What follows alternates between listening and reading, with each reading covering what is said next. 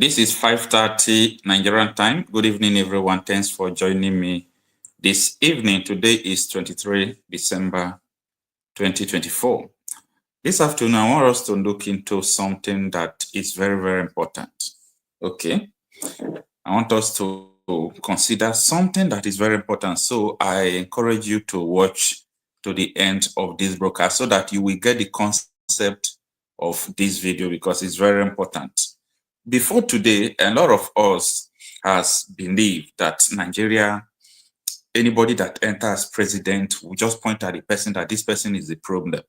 Yes, I believe that these people could be, they might be the major factor contributing to things that are not well in Nigeria. But are they truly the main problem? That is what I want us to look into, because anyone who do not understand the problem in Nigeria will think that it's only leadership problem. I'm not saying that our leaders are good. They are not. I'm not saying that Tinubu is doing well. He is not doing well, but Tinubu is not the major problem we have in Nigeria. And that is why you see a lot of people who supported Tinubu, they are now complaining. Some of them are saying, no, Tinubu is not a good president. Tinubu's presidency has been hijacked. The same thing they said when Buhari was the president is the same thing people are still saying today. So, Asari Dokubo was saying something, he was granting press briefing yesterday, and he said something I love so much, okay? He said, Nigeria only needs magicians and miracle workers to make it work. The truth is that a lot of people knows that Nigeria is not going to work again because the system is poor. The system, we have a system error. Yesterday, during my live section, I was saying something that a lot of people have not been able to decode up to now. I said, has anyone tell you the purpose of Nigeria? Every country, at the creation of every country, either through treaty, through amalgamation, they have a purpose why they bring people together. Has anyone in Nigeria come out to tell you that this is the reason why Britain amalgamated Nigeria together? That is the shocking revelation I want to unfold before you. But before then, take a listen to Asari Dokubo to understand what I'm telling you. Comments about the state of the nation. Every nation that is not prepared for today and tomorrow go through this. Over time, it didn't start today. I'm not justifying. Yes, ordinarily, it's my friend. I stood with him. I must be able to say kind words about the government and about what is going on.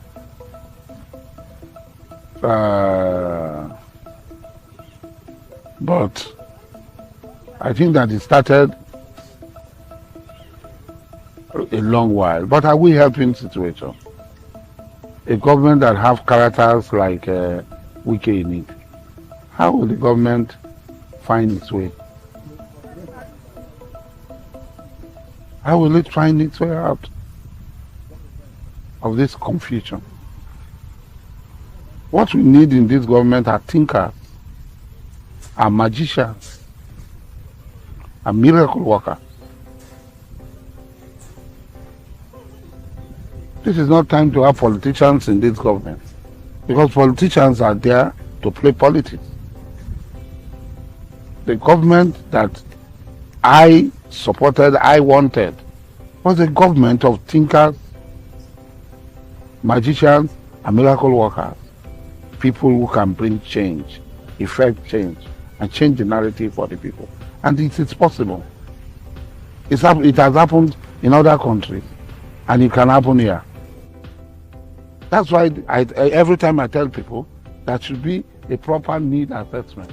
Are they ready to carry out need assessment for the people, for what the people need? What are the needs of the people?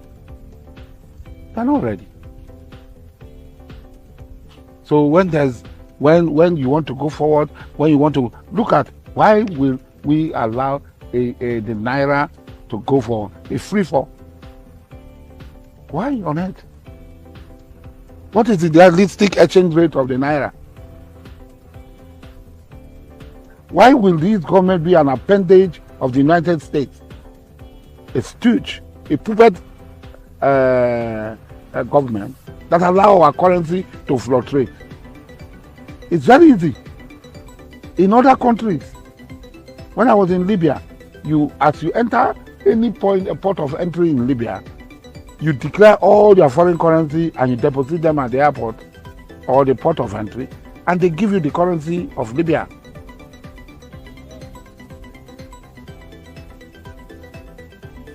Dinar. When you are going, you declare all the currencies that you have with you, and it is your choice either to declare and they give you back a new one. You are back, you are dollar, you are pounds, you are yen, you are this thing. Why is it difficult for the Nigerian government to do so? Why will dollar become a legal tender in Nigeria? Is it not criminal for dollar to become a legal tender? Every big man you see spends dollar. Like when we were small, they were making fun. When Idi Amin said, you call Uganda money cheat money. But we now realize that that is the truth. How can you stay in a country and call Nigeria money cheat money? But the government does not have the will to stand to defend their country, our sovereignty, our economic sovereignty. Because there are certain attachments to foreign interests that we don't understand. So the generality of the people suffers, while the wicked and others and those in government spend dollars. The generality of the people are not sovereign. Let me give you an example. I bought something 6,500 naira. That thing I bought 6,500 naira is now 70,000 naira. When we are in Cotonou, one safer, 1 naira is 3.3 safer. Now the reverse is the case. Now the reverse is the case. I have houses in Cotonou that I bought for 1 billion safer, which was 300 million naira. 333 million naira. As we are talking, it's over 3 billion safer. 3 billion safer is 9 billion naira now.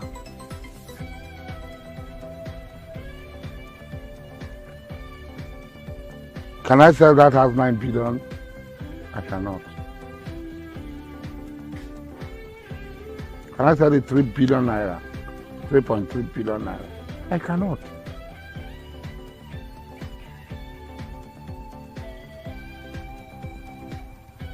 What foreign interest is this government protecting that it cannot protect our sovereignty? All right, thanks for joining us, everyone, this afternoon. Good afternoon, everyone. So this afternoon, there is something, an idea that I want people to understand very well about my own personal concept in Nigeria, about my own personal, perception, the way I see things in Nigeria, the way I see that is the way things is going to be. Now, so many people in Nigeria are yet to understand that there is difference between a symptom and a problem. There is difference between a symptom and the main sickness. Headache, if you are having, for example, HIV, it may start through headache, but that headache is just a symptom. So when you start treating the headache, the HIV is not going to go. So if you have different type of sickness, it is important you go for tests, right? You go for tests to examine the main problem we have. So in Nigeria, we are facing similar situation in the sense that a lot of people now believe that the problem in Nigeria is all about leadership. Leadership is not the major problem in Nigeria. I believe that our leaders are not that good.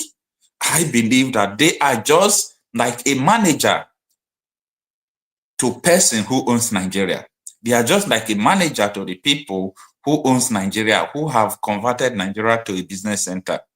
So when you are just focusing on leaders that Tinubu is the problem, you remember we were saying Buhari was the problem. During Goodluck Jonathan, they were saying Goodluck was the problem. During Yar'Adua, they have not even understand whether Yar'Adua will perform well or not to the end before he died. During Obasanjo period, they were castigating Obasanjo that he is bad. During Abacha, they said he is bad. Every leader that has ever entered that place is always bad. So if we continue to think that the problem we have is leadership problem, well, it's just 10% correct. And 10% correct has no effect. Because during the time of Goodluck Jonathan, I know that the corruption is obvious then and so on and so forth. But Goodluck Jonathan, through Jerika, was determined to stop insecurity that is happening then, but they did not allow him to do that. So there is already a problem in Nigeria, and that was why I was asking this question yesterday, and I'm still asking the question today. Can someone tell me why Nigeria was amalgamated? Because everything has a purpose. Before the British, they came, they said, let us amalgamate these people together. What was the purpose? What was the purpose? So a lot of people don't still know why Nigeria was amalgamated together, why Nigeria was named Nigeria, why they took interest in Nigeria. Because all these people that came to Africa to colonize, they came for a purpose. They came for a purpose. So everything that we are thinking about Nigeria is unfortunate that it is not it. So let me know what you think about all these situations. That is why a lot of people supported Tinubu, like Kasari Dokubo, a lot of them, even from the north, they believe, truly, they believe Tinubu is going to deliver, that Tinubu will do to their own best.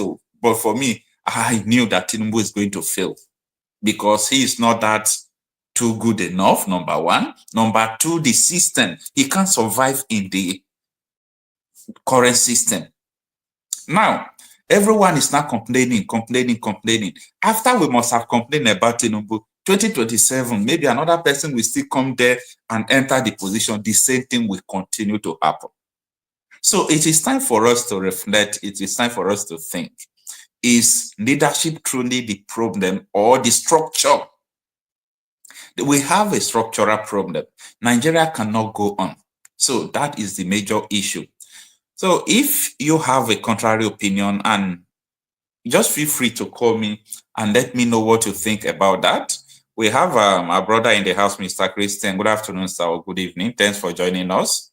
What do you think about this current situation going on in Nigeria? Do you think that leadership is the problem, or the dissolution of Nigeria, or where people will come together and said, this marriage is enough?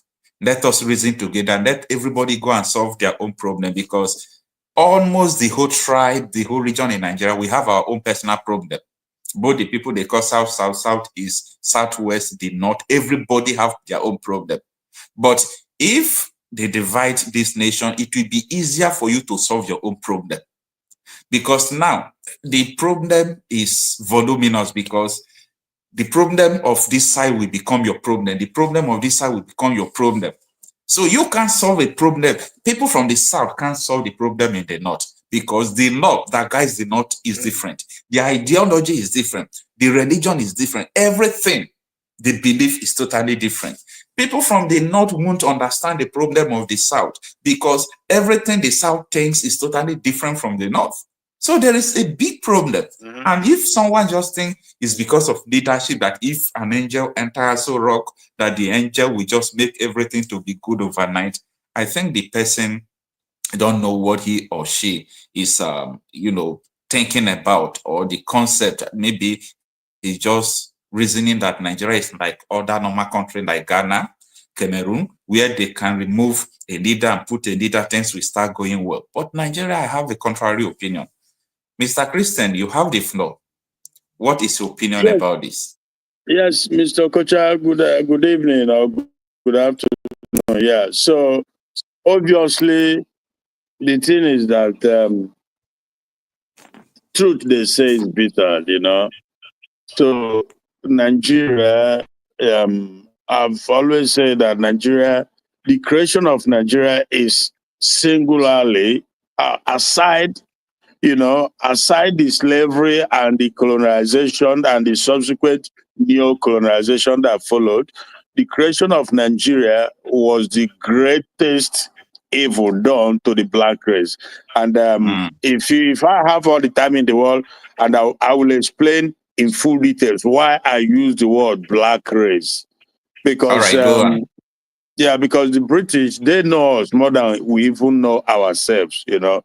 So it was not by accident. They created it to make sure that the black race never rise. Never. No, there's no anywhere in the world, be it Europe, be it South America, be it Africa, where you have one single black nation that is doing well. Not even one. Because they said it. They openly said it that they don't want another Japan in Africa. They said it. It's not my word. Right. So they created it and they handed it over to the Fulanese to run it on their behalf. These are facts. You know, and anybody who doesn't know that they are the one running the country, I feel sorry for that person. So the country is not one, never will be one, and can never ever be one. So what is happening is that because there are people who are benefiting, the likes of the Tinubu, the politicians, because they are benefiting, they will not want to do the right thing. Remember that Tinubu himself said that he doesn't believe in one Nigeria because he knows that one Nigeria is a falsehood. He knows.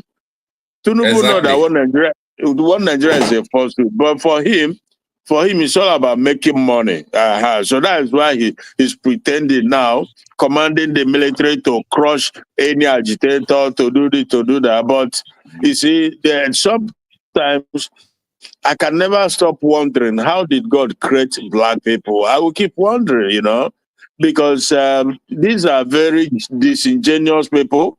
These are evil people without missing word, you know. So, but the current situation, the current problem at hand is that these Fulanis that runs Nigeria on behalf of the British, they've seen the need to take over the entire country, Islamize it, Fulanize it, and turn it into a Sharia caliphate. And that is seriously ongoing now. But they are very methodological. They are very persistent. They are very, they are relentless, to put it mildly. Very, very relentless. It don't matter how long it takes, whatever it takes, that is their goal. So obviously, it's complicated because as we speak now, I've just had some Yoruba people talking about the introduction of the Sharia law in Oyo State now. So, but the guy said, typical Yoruba, you know, when he said what he said, just like when they introduced Sharia in the 12 northern state, Obasanjo said, I'll leave them, that they will work, that there's no point trying to stop them. Because he was president, he could have used Nigerian might, military might to stop it. Tell them that, look, Nigeria is a secular state, yeah? And the law of Nigeria clearly states that there shall be no state religion. You understand? Hello? Hello? Right. Can you hear me? Yeah, I can hear you now. I don't really know what happened, but I can hear you now. Yeah. So I was saying that Obasanjo, maybe it's network. Yeah, I was saying that Obasanjo was instrumental, primarily the problem, because in that 1999 when they came with the Sharia, Obasanjo, just like this Yoruba guy told me today, Obasanjo said, leave them the Sharia in 12 states, that they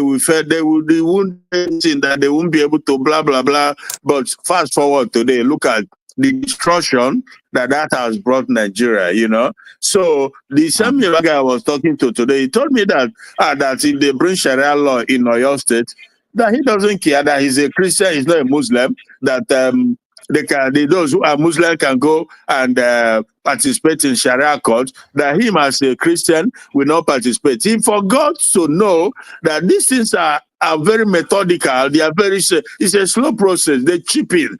They keep chipping in. They keep chipping in. They keep pushing the boundary. So it's like if you give them 1 mile, they take 2 and they take 3. So at the time we come, as the Yoruba guy was saying, the time we come in that or your state, you will no longer have the right, because they can easily frame you. They can even say that you said something against Mohammed. Sorry to chip in. Sorry to chip in this thing. Yeah, sorry to chip in this. What happened in Ilori, Kwara State? Okay. Kwara State is typical Yoruba land. What happened? Okay. But it's gone now. Okay. So, you know why I say that? You know why I say that? Because I believe that Yorubas, I don't know if I will use the word, but the Fulanis are conquered the Yorubas already. So I can assure you that. But because it's not yet very open and very visible, but one way or the other, they've penetrated so badly. And afterwards, their target, it could take 20 years, like Kule was saying. Kule allow me, it could take 50 years, whatever it takes. But they will keep teaching their children, their succession, their generation to come. They will keep keeping them abreast on how to pursue, how to continue. Therefore, the 50 years, whatever it takes, they continue on that trajectory. You know, so for them, Yoruba eventually, then we concentrate on the Southeast, which has always been their #1 stumbling block. And the one area they've succeeded, in Southeast is to have the all the apparatus of government, like INEC, like judiciary, like Fed, all the apparatus, they're in charge of it. Meaning that before you become a governor in Southeast or a senator or whatever, you have to adhere. You have to adhere to the Fulani agenda. Otherwise, you can win election and they will rig you out, or Supreme Court will take you out until they put in somebody who will continue with the agenda. But I also can guarantee you that Allah Igbo will not go down without a fight. That you can be rest assured.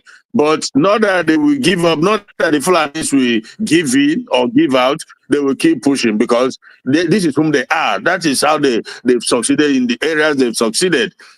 So, but like I said, it's unfortunate, because all these soludos you see, it's unfortunate. When you say these things, most people are so naive, they don't understand it. All these soludos you see, they are all part of it. They've all been, one way or the other, either through oath or through whatever commitment it is, that they will allow the Fulani agenda to stand. So some say that if you marry Igbo, a Fulani person, maybe marry Fulani, they will pay for the marriage. So even Joe Ibokwe, who is in Lagos, he said it. They are all in it. This is not just, this is a global phenomenon going on. Nigeria has been marked up. Let me ask you some questions, sir, so that you will join the question with your explanation.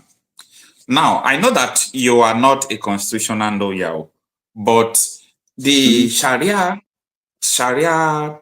court or Sharia law, according to the available constitution we have in this contraption Nigeria. So it states that it will be limited to the 12 northern states. The question I'm asking now, they're about to inaugurate another one in Oyo State. Is Oyo State part of the 12 northern states? Exactly. Well, that's to tell you now. Well, it's like you've answered the question more or less. That's to tell you that the 12 northern state was a beginning, was a stepping stone, and over the years, over how many decades now, they've been able to consolidate, the positions in the country. They've been able to take hold of it all. Now they are using all the apparatus to push the agenda forward. And the people in the country seem like people who have either been bewitched or be so beaten, so badly beaten, that fear has become so, the media, they can't even speak, they can't say, everybody is scared, because they run everything in the country. This I call it Fulani hijacked. I call it Fulani hijacked Nigerian system. We must speak the truth. That's a fact. And it doesn't matter what happened. They cannot they cannot stop us from speaking. We must speak the truth because we know it to be truth. So the thing is that as we speak now, in a normal situation, the question, there should be anger and question being raised that why is it that this thing is being introduced in Southwest in Oyo? But nobody, you can see the media houses, the mainstream media, none of them is going there. They're not talking about it. Even when they try to introduce it in National Assembly, they just try to sweep it under the carpet, you know?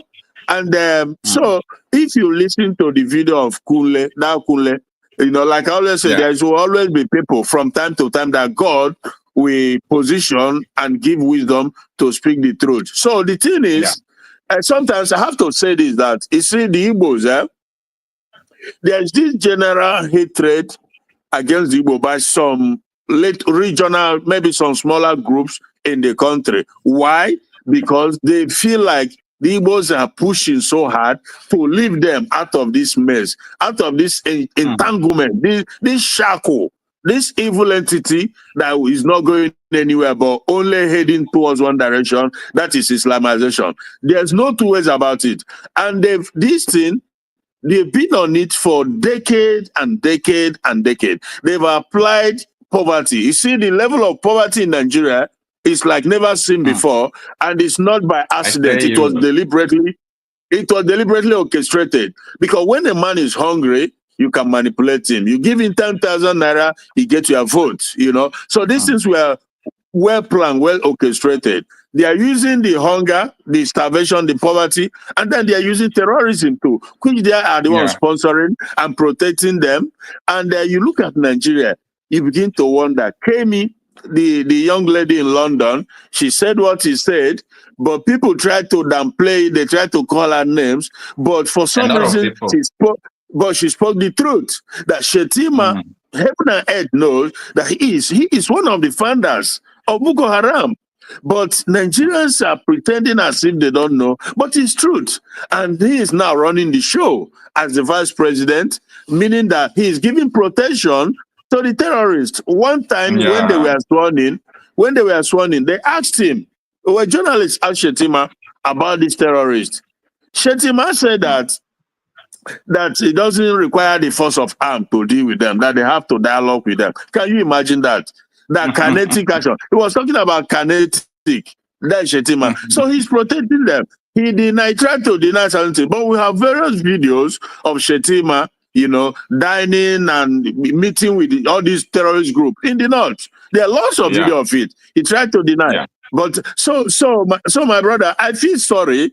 I feel sorry for the people because Nnamdi Kanu, long time ago, he saw these things, he said it, and that is primarily one of the aggros, one of the anger they have towards Nnamdi Kanu also, like this Fulani, because he really exposed their plan, right? He exposed it completely. And on the part of the Igbo politicians, I was telling a guy in a program today, I said, all the Igbo politicians, the governor, the senator, I said they are all in it. Don't trust any of them. They come out and tell you, Nnamdi Kanu will be free, Nnamdi Kanu will be this. It's all bunker. They are lying to you. They want, you know why their mindset, because I speak it, I say it like it is. They want Nnamdi Kanu, they want to break his spirit. They want to keep him there whatever it takes until he denounces Biafra. But they don't know that they play with the wrong guy. Every Igbo man is not the same. There are some Igbo man by now, he would have accepted billions and billions or appointment or offer, whatever it is. But him and Simon Ekpa, these are two different animals. You can't buy them. If God permits you to kill them, so be it. But they will never give in. So my brother, it is a serious situation. I can guarantee you that Nigeria is heading to only one direction. That is a total takeover of the Marudin Fulanis from Futajelom. That is what it's all about. It could take time, it could take years, but that is what they are working towards, and they will use every means available to them to continue on this agenda. They are all in it. All of them, from A to Z. They believe that God has given them Nigeria. They have to take it over. Because if they wanted to practice Sharia, if that was their problem, they can easily. Do you know that? Okay, do you know that if these Northerners, if they said today that they are leaving Nigeria, they will leave. Nobody will stop them. You know that. They will help them. Even the Odudu and Biafra will even help them to leave fast, so that everybody can go. But my point, the point I'm trying to portray is that, but if Biafra said they are leaving, they wage war. If Odudu said they are leaving, they wage war. Because in Nigeria, anything the Fulani want, they get. It's all this thing Tinubu is talking about, tax bill, blah, blah, blah. They've shut him down. They shut it down. They told he's not going to see the light of day. So Tinubu will continue on this hide and seek. We know these people. We studied them like book. Tinubu will continue until first time finish. Before you know, if Nigeria continues to exist, the second time finish, he wash his hand off, he walk away. Someone else come, they continue. When anything Fulani says in Nigeria stands. So that is the situation, my brother. I'm with you. Thank you so much, my brother. Ben Don TV, let me unmute you. Thanks for joining us. All right, I just unmute you now. Yeah, we are discussing the ugly situation in our place, and we are saying, I gave an example yesterday. I said, if you are leaving your house, you now left the tap in your sitting room open, maybe from the dining, and the water is now rushing down. The level of water is already high in your house. So when you eventually return back, you open your door, you see that in your sitting room, the level of water is even the level of the sofas there. What are you going to do? Are you going to start packing the waters out, or you first of all rush and off the tap? Which one will you do? What you should do is to off the tap so that the water can stop flowing. All right. The concept of today's video is that we have been treating the symptoms of the problem of Nigeria right from the beginning. We keep on treating the symptoms. We will say we are going to go into an election. It will not work. We are going to do this. This leader is the fault. Is the fault of this leader. Is the fault. At the end, we just discovered that everything we are doing is like we are just running the same circle because we are treating the symptom. I also give an example with a pregnant woman. I said, maybe someone is pregnant and the person is vomiting. You are not going to buy a vomite for the person because the cause of the vomiting is just because of the pregnancy. It's not because of headache. It's not because the person has a bad stomach or anything. So if you start treating the symptom, you are not going to get to the root of the problem. But today, a lot of people just believe that Tinubu is the problem. I don't like Tinubu because even where he is today, he rigged the election to enter. But the problem is the thing that made him to rig the election, isn't it? You understand? So when people just focus that Tinubu is the problem, what will happen if Tinubu leave the office? We were here, people were here saying, Buhari is the problem, Buhari is the problem. I was telling them, no, Buhari is not the problem. Nigeria is the problem. There is a system error. There is a problem in this country. Now, Buhari is no longer there. They said Tinubu is worse than Buhari. If anybody takes over from Tinubu, the person will be worse than Tinubu. Because yes, for sure. Yes, there is a problem there already. Now, Goodluck Jonathan is a man with a good heart, but he's not that strong to fight corruption during his tenure. But Goodluck Jonathan was determined to quash insecurity. He appointed this Igbo man. Ihe Jerika is not he's an Igbo man, right? If I'm not mistaken. He appointed Ihe Jerika as the chief of army staff. And Ihe Jerika was determined to stop Boko Haram. They were arresting, making arrests, including this Ondawumi. Is it Ondawumi or be Onda? Kunle. Yes. Yeah, Olawumi. Kunle Olawumi. Yes. So the man, he himself, also told us that they arrested a lot of people, that they wanted to stop this insecurity within 1 month. But what happened? Anytime they arrest somebody, they will receive call from Aso Rock. Let the guy go. And before someone like Tinubu today, Tinubu that you know, before Tinubu will come out and tell you that if I fight insecurity, they will kill me. People should ask question, who is that person that will be able to kill Tinubu? Exactly. Who is that person? So You have the floor, Bendon. What is your opinion on this issue? Sorry, brother Kocha. Brother Kocha, I'm very sorry, brother. Just 1 second before I forget. I want to chip in something. I'm very sorry about that. You know, all right, when just like Nnamdi Kanu, I listened to him in the past because we're about the same age, but I've always had my own take concerning Nigeria. A long time.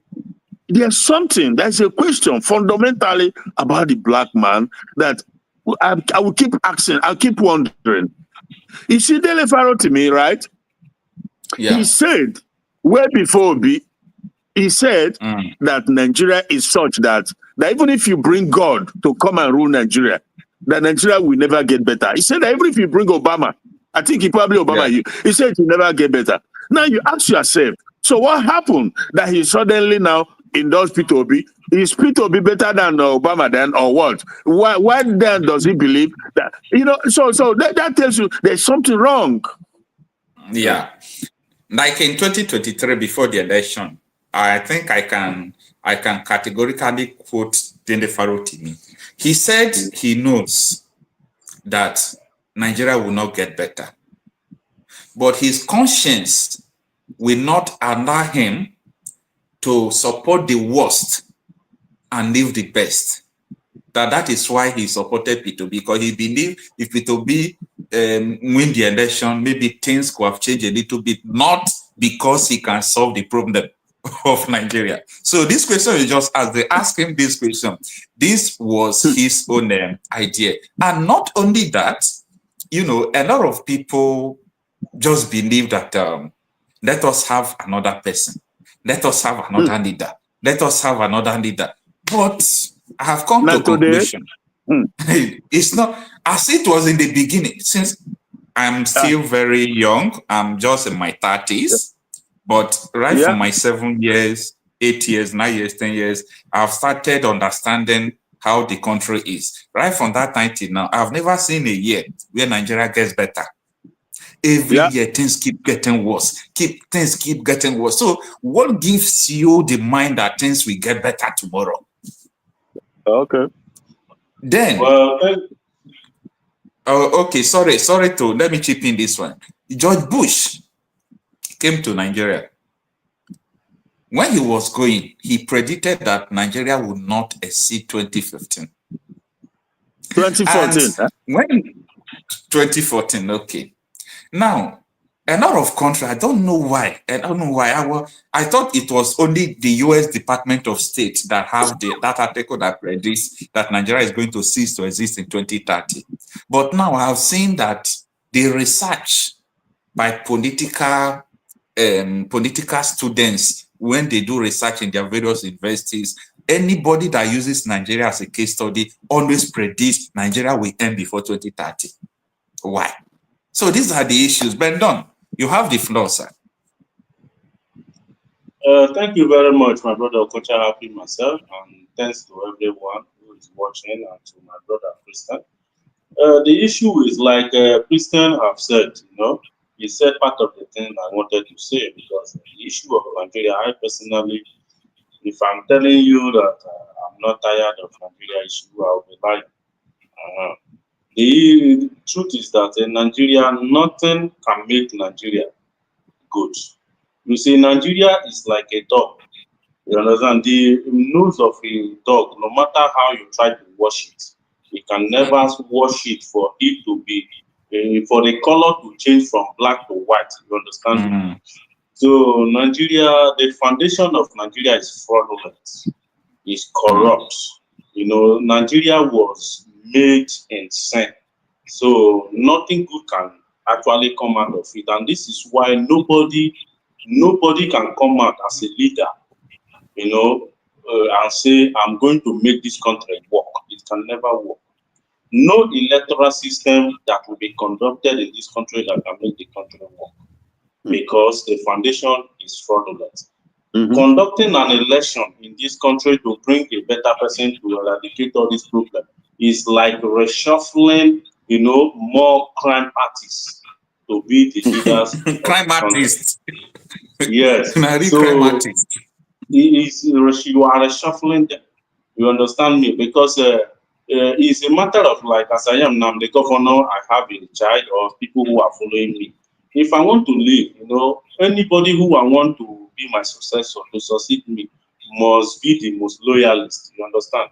So I will make sure that that person succeed me, so that the person can cover up all the errors, all the blunders which I have committed. You know, so that is what is going on in this country. And talking of if Tinubu is the problem of Nigeria or not, no Nigerian president has ever been the problem of Nigeria. You understand me? No president has ever been the problem of Nigeria. The governors are the problem. The representatives, everybody, we are the problem. Nigerians are the problem of themselves.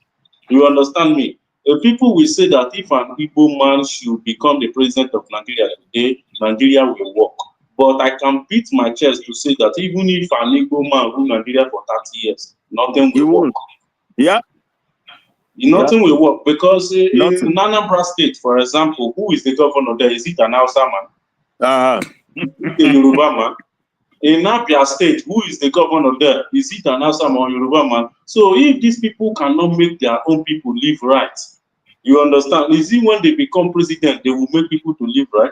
So the foundation is fraudulent, and that is why a person like me, the only place I have hope is if there could be a revolutionary movement that will come in a very aggressive manner. You understand? That can bring to the division of Nigeria. But that can never happen in Nigeria. I can guarantee you that. And I will explain to you later why. And this is the only solution to the mess we are in. Because no vote. Before, I used to think that, you know, elections, voting does count. To the extent that I will be blaming people. If I see you complaining that the government is bad, I'll tell you, where is your voters card? Government is bad, or you don't have voters card, you don't vote. How would you vote out these bad governance if you don't have voters card, you know? But at a time, when I look deeply into what is going on in Nigerian politics and all of that, I came to realize that all this election they are conducting and all of that, they are just doing all those things to deceive the people, the world, you know, to deceive us, making people to believe that the process which leaders of this country emerge, you know, are the right process. You understand? That is the essence of them conducting election. But I can categorically tell you that before election, you know, is even the preparation of election starts in this country. They already know who will be who and who will not be who. Yeah. You understand me? So my brothers and sisters, because I believe these people watching us, some people watching us, they are also female. So this country, I don't have hope that we will have one day have a leader that will make it better. Because if you check the history of Nigeria, from let's say from during the time of Obasanjo now, you know, then when Obasanjo was in power, people were saying this, you know, it wasn't. But when he left, I think Yaradua came in, right? Then after that, you know, people were complaining. Then Goodluck came in, people were complaining. So when Goodluck left, you know, Buhari came in, people were. So it simply means that since from that side now, if you check history, there have never been a time we had a president, a new president, and the president is better than the old one. You understand me? This shows you that it's a reshuffle of crime scene. You understand? Into power. So nothing can actually work, my people. I'm very sorry to say it, but there is in life, there is a stage you will get to. You know, you call a spade. After all, you know what will happen, and even if it does happen, one day somebody will kiss dust. We all will kiss the dust. So it's better we say the things the way they are. Before you drop your mic, I want to ask you a crucial question. I know where you are now. Most of the time I used to come to your house in Delta State. Then in your community and neighboring community, they are no longer going to farm. We came from the same place, the same area. We know what is going on. The question I want to ask you is, why is it that the politicians in that rural level, grassroots level, I'm talking about like council chairman, House of Assembly member in the state, even the people representing them in House of Rep and Senate, they don't talk anything about the people in the bush, the kidnapping happening in the bush, the people they are killing in the bush, all these things going on, they don't talk about it. Their people are no longer going to farm. What is it because they are afraid, or there is something we don't know about it? My brother, let me tell you something. Let me tell you something, my brother. These people are politicians, and let us not forget so easily that it is the inside rats that tells the outside rats there is a fish in the house for them. Yeah.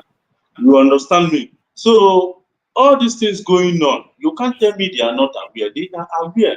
But the fact that they cannot swing into action simply means that they have hands in it. They are one way or the other involved. You know, when it's like, as you are now, you are in a room with some group of people, then all of a sudden your phone gets missing. You are looking for it. And among you, somebody stole the phone among you there. That person will still join you and be looking for the phone. Do you think you will see that phone? The thief is among you. So even if each time you want to go to a certain place where the thief hid the phone, the thief will tell you, oh, don't go there, I have searched for that place. It's not there. You understand? And because you believe, all of you are there, you believe him as a friend, you will not go there. And you will not see the phone. You understand me? So when a criminal, you know, somebody is involved in something and that person is the person you are asking to give you solution, you can never get it. That is why my father gave one of his son Onyekwe. Onyekwe means who go talk am. Where he say when we be the person wait for talk am, now they do am. You understand? When somebody who is supposed to say something is the one doing it, then nobody will say it. That is the major problem. So in the issue of insecurity in this part of our side, I believe the only people that can tackle it is the local security, the vigilantes. You know, they should be well equipped, you know, and the sons and daughters of the land in abroad, diaspora. I believe, because if we begin to believe or hope in all these politicians, nothing. They cannot do anything because they are actually the architects of the insecurity. So I will say that let every sons and daughters in diaspora or who, you know, is buoyant enough to support, let them empower the vigilantes. If it is fortification, most importantly, they should fortify themselves and acquire weapons, you know. They can use the politicians can sabotage it too. The politicians who have sworn oath to the Fulani hijacked Nigerian system, they can sabotage it because they are capable of doing anything. For them, it's all about maintaining the status quo, keeping their position. This is where the question comes in. The Western world, the white man, is all about building a progressive nation for all. For the children of everybody, because you don't know whose child is going to be the next inventor that's going to build something good. But the black people, I don't know how they are wired. It's all about me and my children, my wife and my children. That is all. But in the Western world, you will see. When I was in Rotterdam, the mayor of Rotterdam, I go ride bicycle, reach train station. The mayor go ride bicycle, reach Rotterdam. He go park in bicycle, they are lock up, enter train. A mayor. Who cares? Nobody cares. He goes there, do his job to make sure that the roads are working, that the electricity is functioning, that the water, pipe or water is, that everything that society needs is working. But in Nigeria, nobody cares. Everybody is building borehole everywhere to get water for yourself. So you see, Nigeria, my brother, because we analyze it so much. It's unfortunate. Maybe slightly, the only thing that could have made slight difference is if every region, like that regionalism, you go, rule yourself, pay a certain percentage of tax to the central, but you govern yourself. Now, but you know what is funny? The Fulani hijacked Nigerian system doesn't want that, and they will never allow it. Shetima told you, when they talk about restructuring, he said restructuring my food. Tinubu will spend 4 years, 8 years, whatever. He's not going to do it because those that put him there is not part of the manifesto that was given to him. So why do they not want it? That's the question you ask. Why does this Fulani doesn't want it? Why? Because they want to keep Nigeria together for their own taking. That is the agenda, the future agenda. They earmarked Nigeria as an Islamic country. So they don't want anything that's going to distract or disrupt it. So they have to continue to keep it together, no matter how messy. In fact, the poorer it is, the easier it is for them to impose and push that Fulanization agenda. So that's why they don't want it. But if there is regionalism, they know what they have. They have their resources. They have their own, God endowment, and the East, the Southwest, the South. Everybody develop at their own pace, because all fingers are not equal. We don't have to all be equal.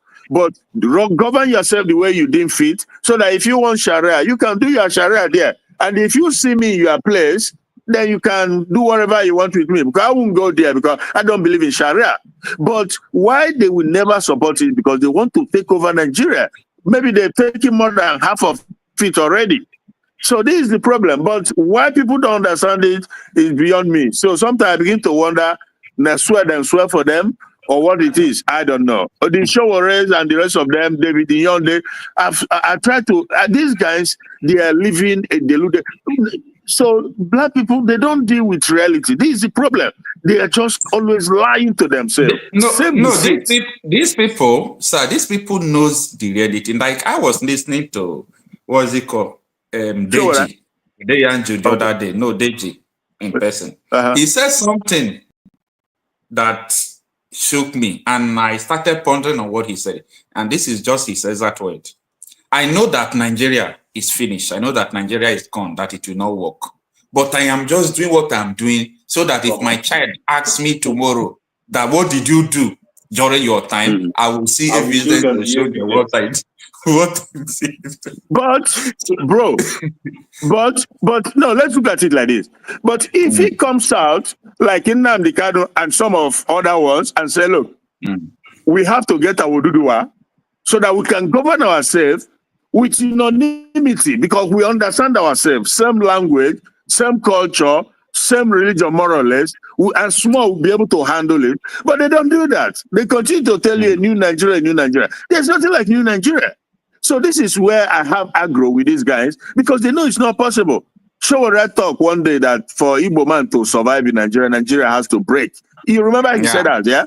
Okay, so how is that going to be possible if you don't have Biafra? So this is the thing. I am a Nyoma myself, but from when I was even secondary school, I knew that there's no light at the end of the tunnel. I knew it. All right, sir.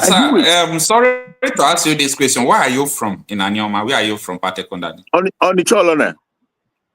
On the Chondona, okay. On the Chondona is Anyocha North, if I'm not mistaken. Yeah. So how are you people containing the people in the bush terrorizing? They are terrorizing. They are, seriously.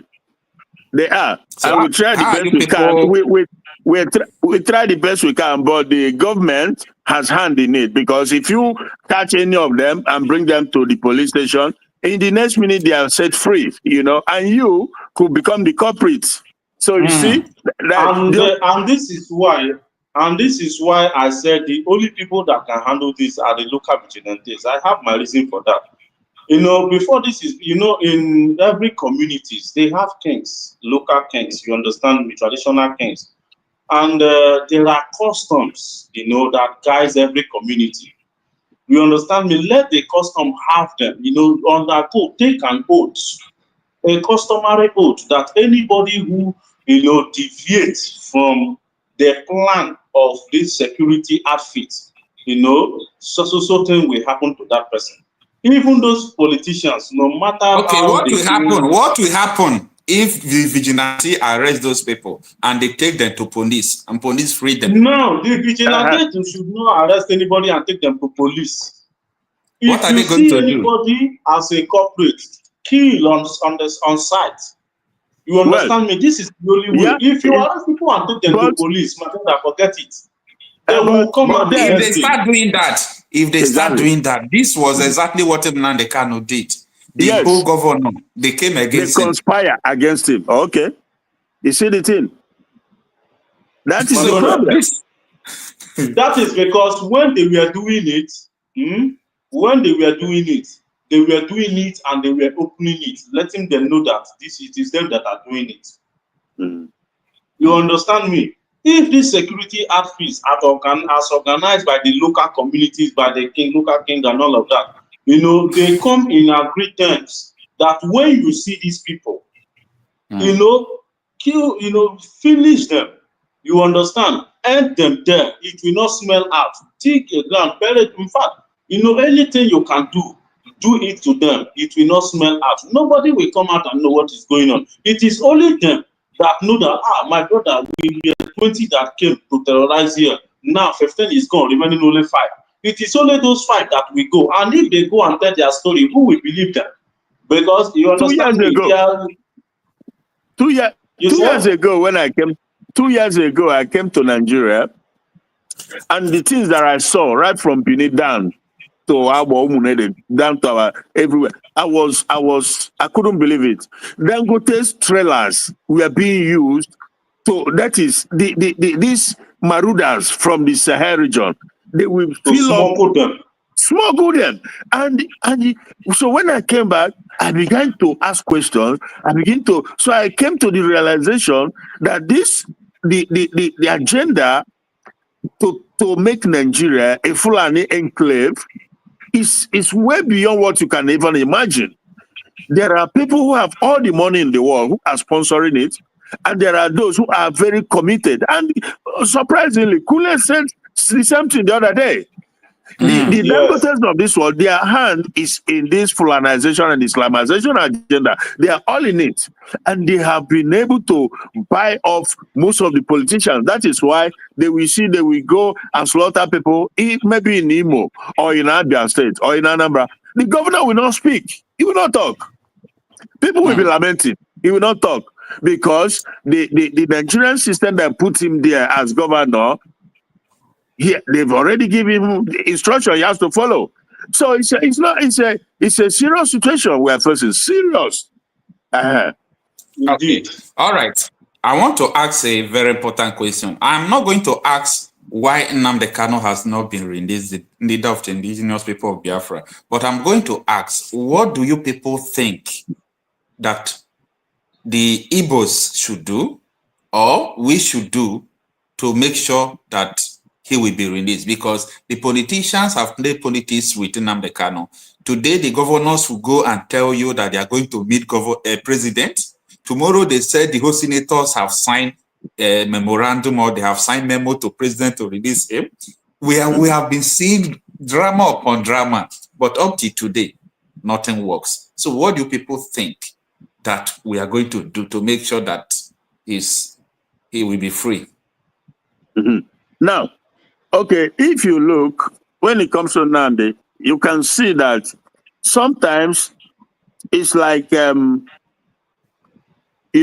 because of the sin meted against one man, God can decide to destroy a nation, because Nnamdi Kanu loved everybody, including the Northerners, all of it. All he wanted was for people to be able to live freely, live as a normal human being, be able to decide for yourself. For Christ's sake, go all over the world. I've traveled virtually everywhere. Where is it that you can lump people, different countries, different people into one country without their concept and without giving them the opportunity? Because if people don't know, it is a hostage. Nigeria is a hostage. It's a capture, with gun on their head. If you talk about self-determination, either they arrest you, they kidnap you, or they buy you, or you talk about referendum, none of it works. So it's a classic case of a hostage, right? Okay. But Nnamdi Kanu simply advocate, give the people referendum, stop holding them hostage. If they vote that they want to stay in Nigeria, that will be the end of it. You will never hear him talk about Biafra again. He said that. He said so. Yeah. If the Biafran people say they want to, because majority always carry the vote. But guess what? They say that referendum, the Ruben Abati, the evil people of this world, they say that there's no referendum in the constitution. Now, so But there's no referendum in the constitution, but it was removed. It's not like it was not there. It was people who removed it because they know what they are going to achieve, and they know that these days we are going to be coming, so they remove it. So on the other hand, because I had a confrontation with somebody, and he said to me, well, the Biafran politicians, the Igbo leaders, they should sponsor the bill in National Assembly. I say, you are insane to say that. The same people who are enjoying the Nigerian, who Nigeria is their milk and honey, the senators, the rep, and the governor, and the one you think you're going to raise a bill. So what do we do now? Yeah, well, that is the issue. Within Nnamdi Kanu, I can guarantee you that his life, everything is in the hand of God. He's coming out. I don't know how, I don't know when, I don't know how, but I know it's going to happen. But not because of this politician, because I know the aim you and are the plan of the politician. You are talking based on hope, no reality on ground. Well, because the reality on the ground is that, I don't know, I will also have to listen to you. There's nothing we can do in terms of, listen, because listen, bro, let me just say this. If Nigeria was a country, that's why we keep saying Nigeria is not a country. If Nigeria was a country with normal people, they're supposed to, the youth, they're supposed to put on a uniform front and confront the government and say that this man, the court has discharged him, let him go. If he doesn't go, we will continue on this protest. If it takes 1 year, if you know what I mean, the government will have no choice but will succumb. But that doesn't ever happen in Nigeria. That was the essence of sit at home, you know. That was the essence of sit at home. In Biafra, in the southeast. Yeah. Yeah, but they are not doing it. But other people, the Yorubas, the Northerners, they are not doing it because they are not affected. It's Nnamdi Kanu, it's Igbo man. So, but that's the thing. If everybody come together and do it, it will release him because the court of competent jurisdiction has freed him. Why are they holding him? That is in violation of the law. But they will not do it because it's an Igbo man who wants a self-determination, which is a right of everybody. Shetima went to UN and told the world that self-determination is a right of everybody, including Palestinians. But what about Biafrans? Are they not human beings? So you want self-determination for Palestinians, but you don't want it for Biafrans, who went into a war for 3 years. Millions of people died in the process. Why do you continue to hold them captive in Nigeria? So that's the situation, my brother. I hope I answered your question. I don't know. Yeah. You try. Mr. Bendon, you have the floor. Let's hear from you. In this issue, my own contribution to it is this. You see, to me, let me be realistic here. I don't want to live on hope. You understand?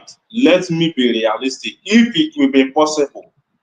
You see, Igbos, they have politicians who are elites. You understand me? They have senators. They have governors. They have everything, you know. Now, what will happen? We know that these people, they are actually the one who is making the release of Nnamdi Kanu to be difficult, so that Biafra will not come because of what they are benefiting from Nigerian government. You understand me? And this is why they will not even walk to that phase of making Nnamdi Kanu have his freedom. So what I will suggest that should be done is this. It is not going to be easy, but for you to achieve anything paramount, you need to take some paramount risk. You understand me? Now, in Igbo land, they have traditional rulers, right? They have people who can talk to governors, who can talk to the senators and all of that. If everybody should come cooperatively, there is a say in my language that onyo wa azale azeni and onyo wa akale. That is, one person cannot answer all of us. You understand? And one person cannot be bigger than than the whole land, the community.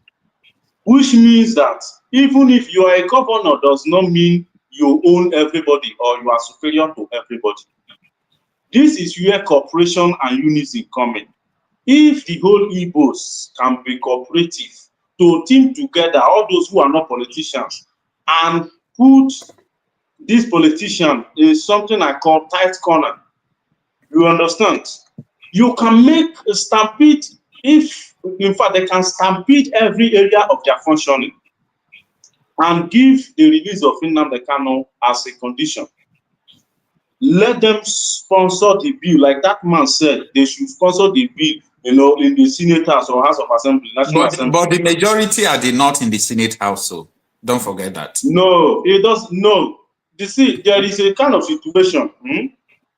So long they are in that house, if such commotion should come, you will see that there are some northern people that are they are not against the Igbos. There are some northern people that are for. You are missing the there point. Are some northern. You said? You are missing the point. There are some. You can't tell the mind of people. There are people who are following people. You understand me? Some people are doing because my brother is doing. Why I said that you are missing the point is that there's no politician in Igbo land, a senator, a representative, a governor who will go and sponsor the bill. One. And two, if the Igbo youth, like you say, if they come out, they slaughter them. They've done it in the past. They will use the Nigerian system. Is that Fulani hijack Nigerian system? They will use it to slaughter the Igbo youths, and nothing will happen. Heaven will not fall. It happens all the time. That is because they are going through it in the wrong way. The target should be these people. The target should be these people, not people who are not involved. You understand me? The target should be the politicians. Huh? Politicians that you cannot reach. The target should be the politicians. You understand? Keep them in a place where, just the same way they have held Nnamdi Kanu captive. You understand me? Keep all of them, gather them all in a place. You think it's easy? You are in Nigeria now. It's not easy. That is why I say it's not easy. But if this is not, I'm telling you, you will have politicians that have military men surrender them everywhere with all the arms ready to shoot and kill. And so it's not easy. You can't even how many of these governors have you seen one-on-one? This is why I am involved in everything I have said. I always involve tradition because I believe in one thing. You see, issues like this, you cannot go with ordinary hands. You understand me? So what is pepper fruit? You understand? Yeah. You don't chew it with ordinary hand. You understand me? These politicians, they don't care about the traditional chief you talk about, because Hope Uzodimma, they were all there when the highest ranking traditional Igbo man went to talk to Buhari about Nnamdi Kanu, and he talked to Igbo politicians, but they just look at him like, old man, go and sit down, Jared. If the man thought finish, he don't die now. My brother, there is something that happened to them, which and every one of them, they will be forced to do something they don't want to do. You understand me? See, when the kingdom of God suffered violence, I'm not a gospel preacher. I'm not, I don't believe in all of that. But when the kingdom of God suffered violence during the time of John the Baptist, you understand? The violence was taken by force. See, in life, there is a saying in my language that when the tone of music changes, the dance step changes, right? See, in a critical measures, the critical conditions deserve critical measures for it to be tackled. But the thing is, who is ready to take the bold step? You understand me? This needs, we are Igbos, that is the Igbos, traditional people. I believe there is still that African power. Like I believe so much in fortification. You understand me? Before these kind of things are done in the preparation, it is not everybody that will be involved. There are some calibers of people that will be involved, and they will be well fortified to do the work. You understand me? All these governors, all of them, keep these people ransom, hold them. In fact, let them face pain. Let them be in a condition that they never dreamed to be in life. You will see that they will force the Kanu will come out. Something is happening. It may be slow, but something is happening. It's brewing. A journey of 1,000,000 miles sometimes can just take a step. It's brewing because something is going to have to give. What did I want to say? You see, Igbo politicians, If Igbo politicians have no hand in the case of Nnamdi Kanu, they're supposed to have released him. Oh no, they are the one holding. You know I've been that? saying it from day one.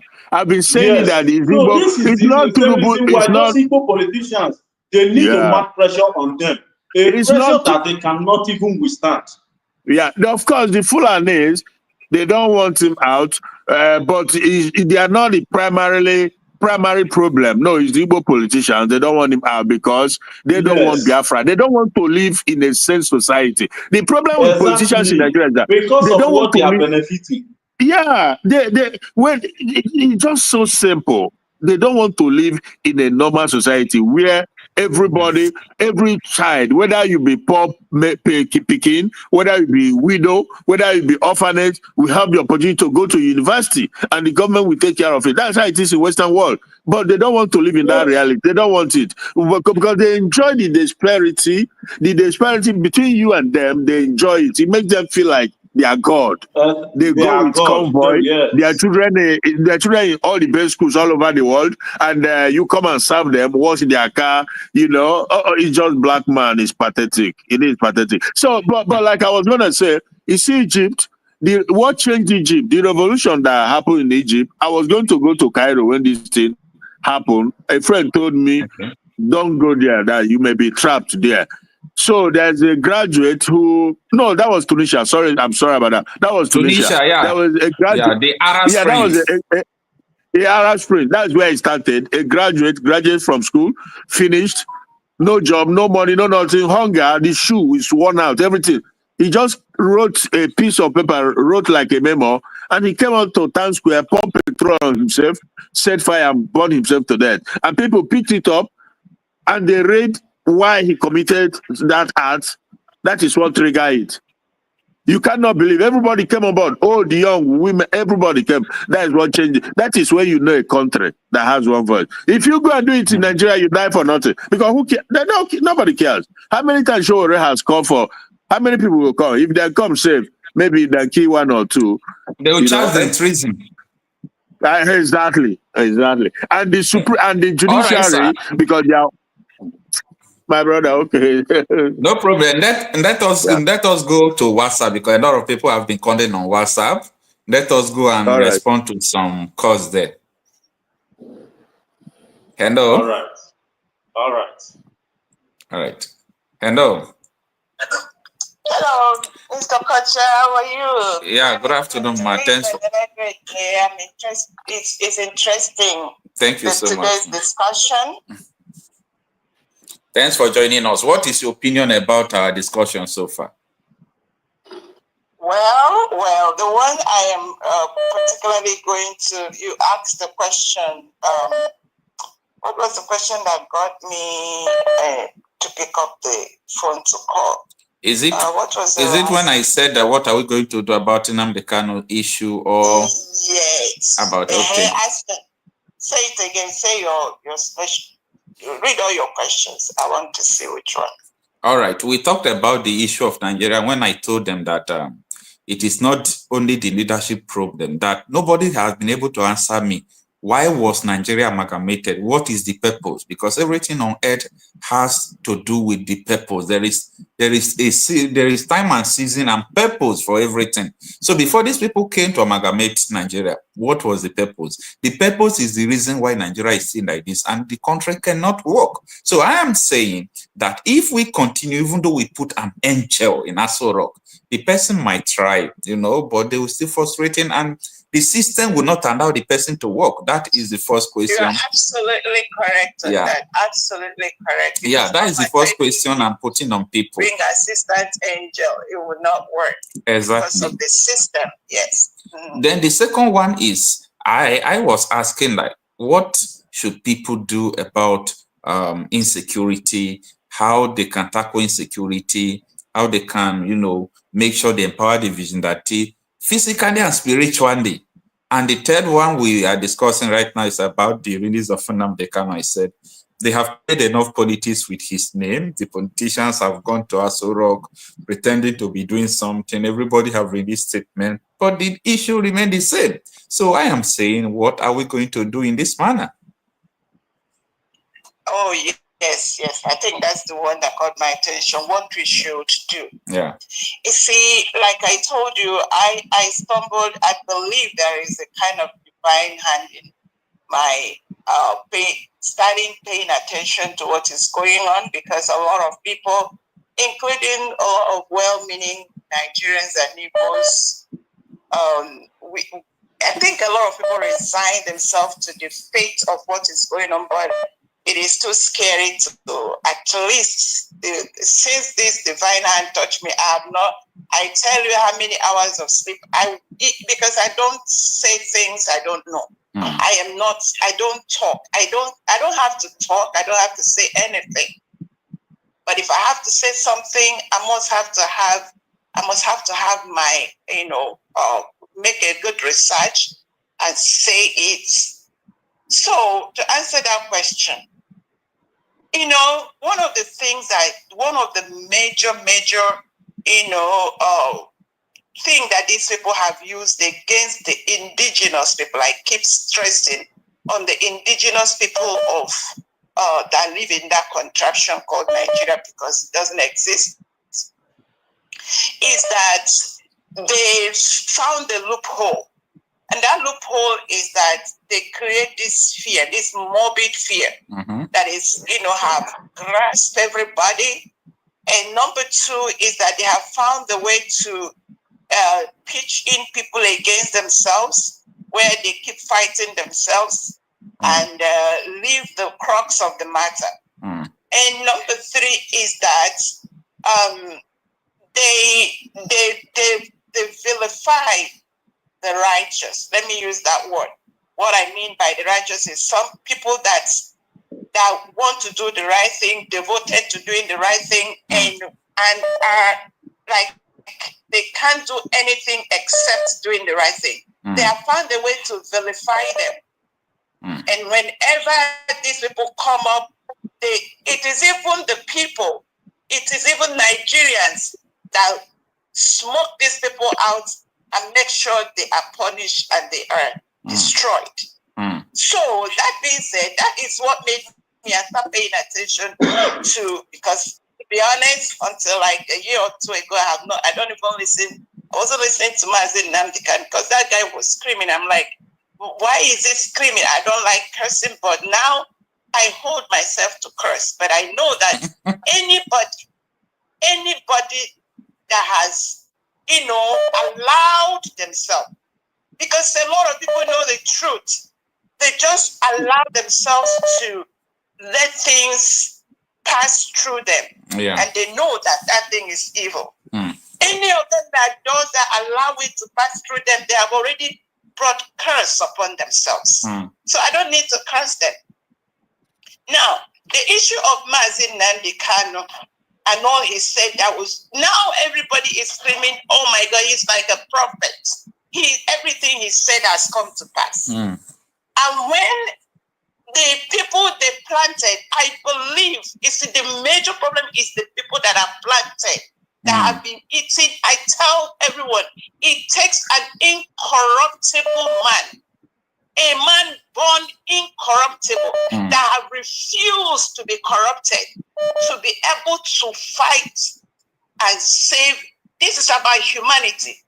Apart from, because what is going on is, and how can you wake up and you are eliminating lives, innocent lives, and you know what you're doing, and you continue to do it because of the gains? It will not go well with those people. So look, Asari Dokubo, for example, was pushing for this, but he was able to be bought over, and he's gone for good. A lot of people have come in, and when they want to, get themselves inside that red oil, they come with agenda. Everybody knows that the indigenous people are being eliminated. So for you to gain something, you go and pretend you're helping, and then when you get there, you become the demon, the actual demon. Now, what to do is pay attention to what Nnamdi Kanu, the only man I have now trusted that is pushing, because he said this, because like I told you, have taken time to research about what I'm saying. Simon Ekpa said, why he was pushing and not letting anybody distracted is that getting the redeclaration of Biafra will make keeping Mazi Nnamdi Kanu useless for Nigeria as a country. Because one of two things Mazi Nnamdi Kanu was saying is to separate from that evil quagmire. Remove my people. Since I have been screaming, they are eliminating lives in Borno, they have been eliminating lives in Plateau, they are eliminating lives all over the Middle Belt, and these people seem not to be, coming forth. Okay, let my people go. Now, number two is that the ability to make sure that the atrocities of Nigeria as a country is being shown, is being opened to the world. And who is supposed to do that is you and I, is everybody. And we cannot keep silent to let this evil continue. So one thing I think is one of the benefits, I believe this is going to work. I believe that the people that are serious with this mandate they declared in November 29, 2024. And that's now makes Nigeria an occupant, an illegal occupant in Biafra land and Igbo land. Anything they do, I encourage everybody, put your cameras on. Make sure you catch everything they're doing. Send it out and let the world see what is going on.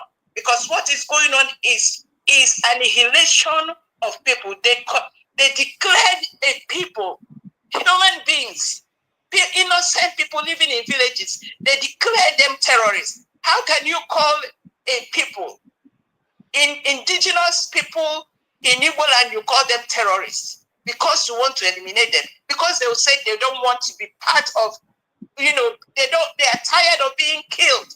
They are tired of being fight. They are tired of being marginalized. When someone say, I am tired, let me go. What is holding you from letting them go? So everybody needs to wake up. Everybody needs to do due diligence. All right, man. Use your brain. Think, what can I do? Stop looking for where Mazi Nnamdi Kanu is. That man is coming out when we do the right thing. All right. God bless you. Thank you. Thank you so much, man. Valid point. She made a valid point. Yeah. So let's have this caller as well. Hello. Hello. Yeah. Good evening, sir. Thanks for joining us. This is 8 minutes to 7 Nigerian time. Your name and where you are calling from? This is Mazi Osita from US anyway. All right, Mr. Osita. Thanks for joining us. The subject matter. How do we stop insecurity? And how do we get Nnamdi Kanu out? Yeah. The security issue in Nigeria is beyond the way we discuss it. Okay. The security issue in Nigeria, all of it has the undertone of trying to divide and rule, put fears in the hearts of men so that they can rule. That we know. It's not all about our security. In insecurity, a lot of people they profit from insecurity. But the individuals that makes up the government of today in Nigeria, both the traditional rulers and the superior power of our foreign allies, or do I call them the forebearers of Nigeria, the people that colonized us and all that. Okay. We can see what is happening today in the West African sub-region. We are seeing what is happening today. And where are they from? Where are they coming again to put the location of their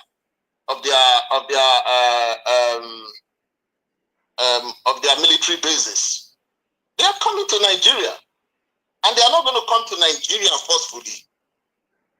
Our own locals, our own demons will have to be in bed with them for them to come in. And when they come in, what are they going to do? They create insecurity everywhere. And when they create insecurity everywhere, that is the only time they can take our resources.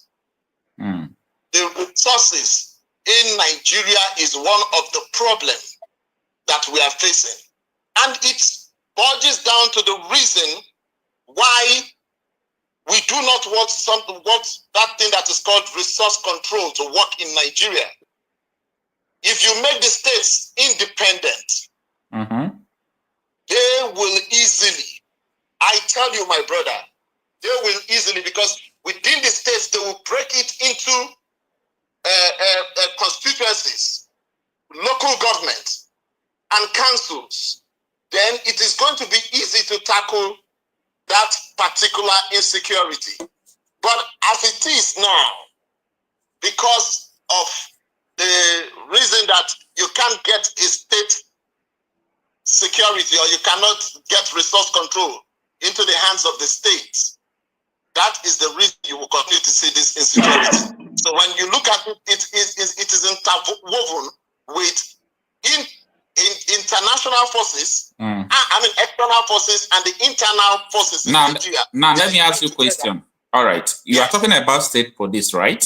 If there is a state police to help to solve the insecurity challenges, what will happen if the state police arrested criminals and they receive call from above to leave the criminal?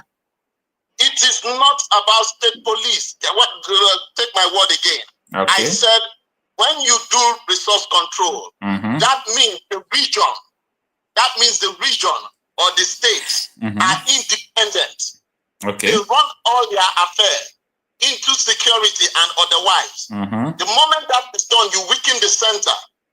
That is the only time you can bring a solution to tackling insecurity in every part of Nigeria, not just in the southeast part of Nigeria, in every part of Nigeria.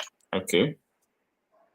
So when that is done, that is when you can now have what is called state police, because you will use state legislation to actually handle your affairs as a state. That is the reason I keep telling people, the only thing that has worked perfectly for us until they brought this brouhaha against us was parliamentary system of government, whereby the regions, they govern themselves. It is easy when the regions, they govern themselves, to trickle down to the local council. That is when you can see us being able to tackle this thing they call insecurity. Anything outside that, we cannot tackle it. So now, when you come to the issue of Nnamdi Kanu, I tell people that I believe in one thing. Everybody has his own cross. That man there, they will never be able to destroy him. You can only keep him for a while. You can only keep him for a while, but you cannot destroy him, because he has actually planted that seed of love in his people. Let me tell you something. If 100 kinds of the leadership we have in that country today, if 100 kinds of them come tomorrow, they will not be willing to leave Nnamdi Kanu, because that is the only man that has the voice of the people. That is the only man that can make amends, that can create and uncreate. That is the only man that can command the people that this is what we will need to do, and the people will follow him. That is the reason they are not going to leave him just like that. A lot of YouTubers, they were saying, oh, when Tinubu was coming in, oh, that Tinubu is going to leave Nnamdi. I told people that he will not. The reason I told you I told people that he will not, is because he himself is part of the problem, the major reason why Nigeria is like this today. Yeah. If he's a rightful leader, the rightful leader will be willing to negotiate. But for a devilish leader, he will never negotiate. So that is something I want you to understand. And the only way is that We do not have guns. We do not have bows and arrows.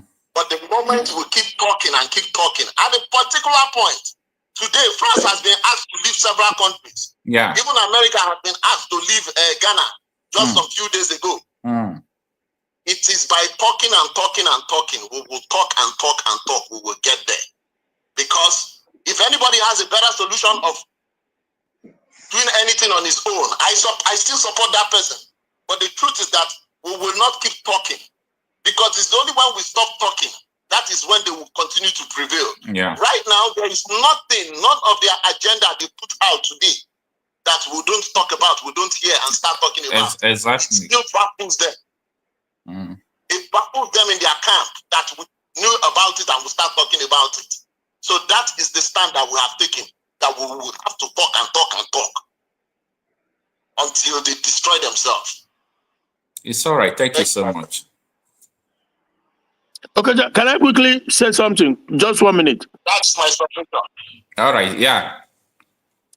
Yeah, so you see, the problem is that people don't know that Nigeria is collapsing as they continue to hold Nnamdi Kanu. I don't know if you're aware of the sit at home in Southeast today, how it went, despite the fact that Ekpa is somehow incarcerated, Nnamdi Kanu is incarcerated, but the people have made up their mind. The people have decided that we won out. You cannot hold us in hostage, in captivity, and expect us to sing a love song in a strange land. You must give us a chance as human beings to decide if we want to be. So the economy is collapsing. People don't know. They keep borrowing. They keep borrowing. Nigeria is gone. Credit, they have credit, they don't have any credit standing or anywhere in the world. But people don't know how the chain of economy works.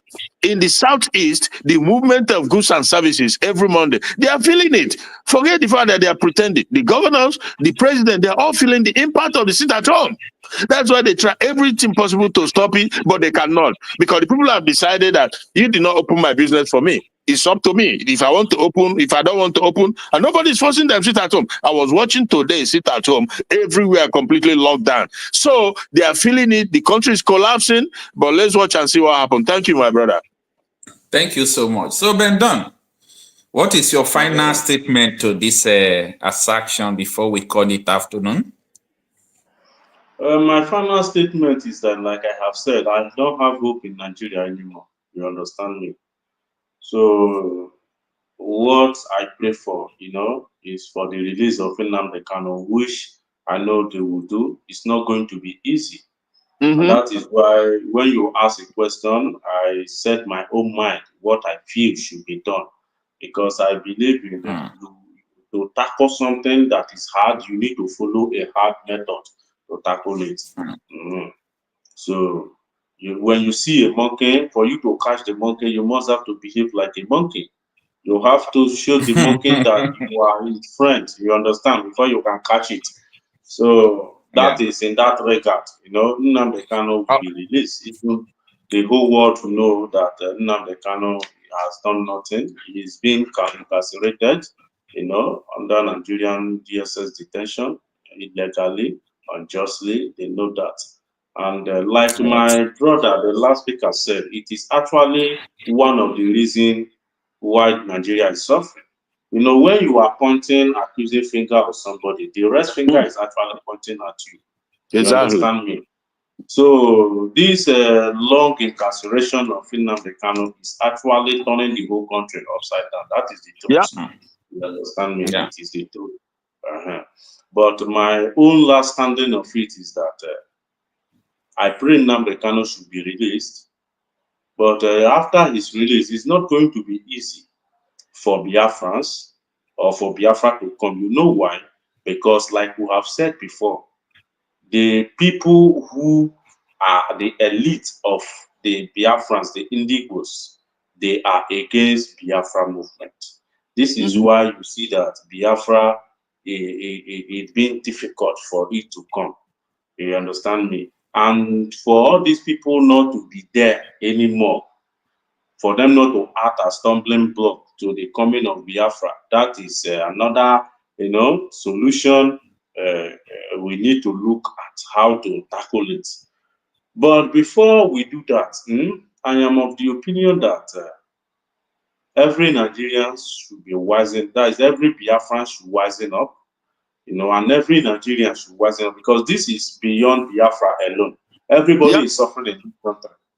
Even if you are a Biafran, in fact, I can categorically tell you that the Biafrans are the one living more okay in this country.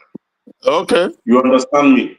They are the one living more okay in this country, which is to tell you that everybody in this country, we are all suffering by the effect of this bad leadership. So what I urge everybody to do is forget the fear. You understand me? What everybody is afraid of death. Nobody wants to die. But there are people who are dying on a daily basis, even when they did not commit any crime, for them to die. They die. Some people can just walk out in the morning, let me go and buy something, hit a wrong vehicle, hit the person, and that will be the end. You understand me? So why are you afraid of this death? It is better you die while saying fighting for a good cause than staying alive and suffering. You understand me? So let Nigerians, gather courage and come in one, in unison.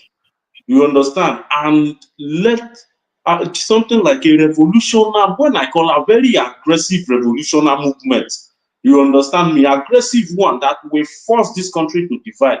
Because Nigeria was fraudulently amalgamated in the 1914, and even before it was fraudulently amalgamated, those British people, they know it will not work. That is why they said after 100 years, the country did not work and it should be divided again. And 100 years expires 2014, right? Now we are in 2024, which is 10 years extra, and the country is not working. So what are we waiting for? Let Nigerians wake up and do the needful. So that is my own opinion. Let the country divide. Simple. All right, thank you, sir. Before, Mr. Christian was talking about that some activists in Nigeria don't know that Nigeria have failed. I want to show you this video. It's not a new video. I just re-uploaded it now because of that statement, so that you will understand that everybody knows that Nigeria is not going to work. So we are all pretending. Take a listen. And I must also add that the productive sector of our economy are the young people. And these young people, they don't use siren, they don't use convoys, and also they are not even captured in the economic indices of our country. Let me give you a simple analogy how doomed this country is. You see, among the police, only 13,000 police officers are engaged in fighting banditry and terrorist activities. 13,000. But go to the first CID, go and check. You can even use FOI to check this. 130,000 are following big men up and down. 130,000 are following big men up and down. In the Senate alone, and that's Senate and House of Reps, alone, there are 3,600 police people attached to these jobless senators and House of Rep people. Why will insecurity not persist in the country? If you see one small boy, just because he does Yahoo, he commands 4 or 5 policemen. That's why the country is fucked. I'm sorry to use the word, the F word. The country is doomed for real, and there's no coming back from it. Any nation where the police, the SSS, the army are subcontracted to politicians instead of policing the nation can never work. Forget about this cosmetic surgery and all these things. And believe me, as we are here, I can assure you that there are more than 200 conferences going on in Abuja right now. Nothing comes out of these conferences. Absolutely nothing. If you go to Merit House, if you go to Transcorp, if you go to Sheraton, if you go to Ibro Hotel, even here, I think there are about 4 or 5 conferences going on here today. These are conferences, you print conference material, they do flyer, they do banner, we are wasting time in this country. Nigeria needs active citizens who will just wake up early in the morning on a faithful Wednesday or Thursday or Friday and occupy the entire nation. And demand for reform. And demand that these armed robbers, these buccaneers who are in the National Assembly, that they must stop stealing. A situation where you have the national budget, and 80% of the national budget is stolen. Is stolen. Blatantly stolen. And you expect me, you tell me that things can work. A situation where in a country, somebody stands in a church and says, lion carried him on his back. And people actually believe. People believe. So how do you want such a nation to work? And again, can you really blame them? You can't blame them because go and check all nations of the earth where governments have failed. People turn to God and religion. That's why you see people. Are you not surprised that Nigerians are calling on God of Israel, but Israel is calling on Iron Dome for protection? So having said that, it's also important to say that if not for social media, where will we have been able to see the Akpabios of this world that will tell citizens and insult them that while you are protesting, I'll be eaten? You know, if not for social media, how would we have seen Yabelo resisting arrest by EFCC? If not for social media, how will we have been able to see the First Lady fooling around planting something in her backyard? And that is the only way to develop an economy. If not for social media, how will we have been able to know the abracadabra of Dangote and the NNPC and all their wuru-wuru? If not for social media, how will we have been able to see the miracle of off your mic? You remember when the other man was accused of stealing 80-something billion naira, and immediately they started asking him questions in the National Assembly. He fainted. You know, if not for social media, how will we have been able to see the exposure of tribal bigots online who tells Igbos not to vote in Lagos in their own country on election day? If not for social media, how will we have been able to see the level of brigandry during elections and electioneering, where Edo election is just coming up in a few days. The last election in Edo, a reporter was reporting that APC is sharing 5,000. PDP is sharing 5,000. Everybody is collecting and everybody is happy. If not for social media, how will we have been able to see those unethical practices? Again, if not for social media, how will we have been able to see the young man from China who exposes corruption and skill, the lecturer from Kanu, Dambelu, who is Tinubu's friend? If not for social media, how will we have been able to see that? If not for social media, how will we have been able to see the APC national chairman, Gandola, stuffing his Babariga with dollars? This is what they want to regulate. Don't allow them to regulate social media. Social media remains the conscience of the citizenry. If not for social media, how will you have been able to know that they have renamed Nigeria Federal Republic of Rice? Every problem, they believe that rice is the solution. If not for social media, finally, I know my time is up, and I'm so sorry. If not for social media, how will we have been able to harness the power and the dynamism of the youth during End SARS, End Bad Governance, and other social changing events? Social media has become a tool of mobilization. The reason why the government is so scared and why they did everything humanly possible to stop protests and agitation is because they know.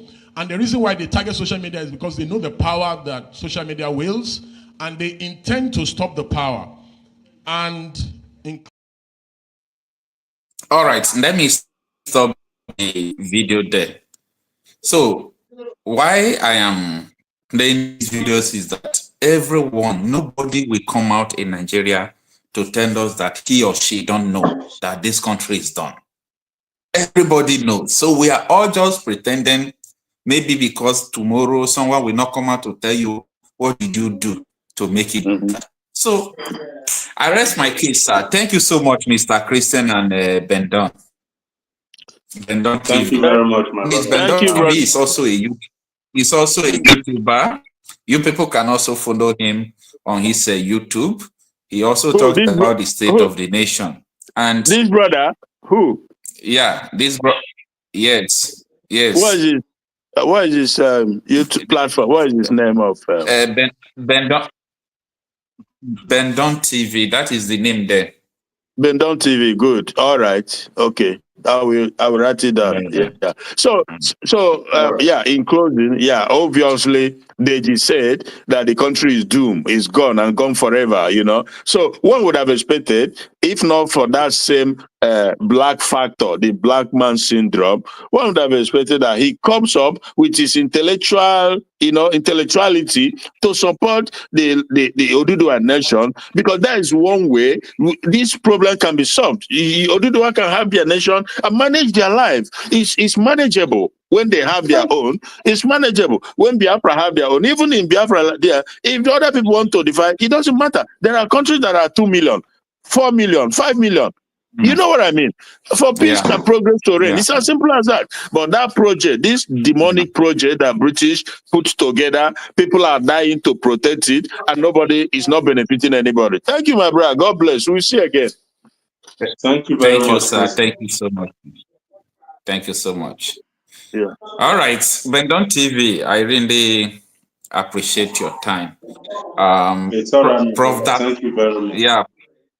Prof. Data O is just joining us when we're about to close the section today. Please, I think I'll beg you to join us tonight, okay? I'll beg you to join us tonight, 12 a.m. Nigerian time. So do well to join us. Okay, thank you so much, sir. All right. Okay, Bendon, thank you so much, and have a nice evening. All right, thank you, everyone.